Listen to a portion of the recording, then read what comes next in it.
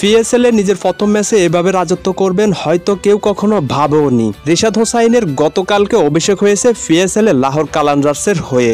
অভিষেক হয়ে একজন বাঙালি cricketer PSL এ এভাবে রাজত্ব করবেন হয়তো কখনো ভাবতেও পারেনি। তবে রিশাদ হোসাইনের বোলিং টার্ন এবং লেন্থ দেখে রাইলি রসু অবাক হয়েছেন। যেখানে রসু প্রথম বলে 6 মারল, দ্বিতীয় বলে আর 6 মারতে পারেননি। রিশাদ হোসাইন নিজের বলের ঘূর্ণিতে রাইলি রসুর মিডল স্টাম্পে হানা দেন। রসুকে ফিরে যেতে হয় মাত্র 44 রানে। উঠতে থাকা রসুকে এভাবে বোকা বানিয়ে আউট করবেন হয়তো রিশাদও ভাবেননি। তবে গতকালকে রিশাদ হোসাইন পাকিস্তান সুপার লিগে নিজের ক্যারিয়ারের বেস্ট বোলিং করেছেন। 4 ওভার বল করে মাত্র 31 রান দিয়ে নিয়েছেন 3 উইকেট।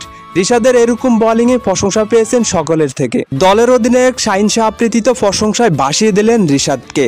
তিনি বলেন, আমাদের মিডল অর্ডারে এরকম একজন বোলিং দরকার ছিল, আমরা শেষ পর্যন্ত রিশাদকেই পেয়ে গিয়েছি। এতে আর আমাদের পরবর্তী ম্যাচগুলোতে ভাবতে হবে না, কারণ রিশাদও আছেন আমাদের সাথে। রিশাদ যখন ভালো করবেন দলও ভালো করবে।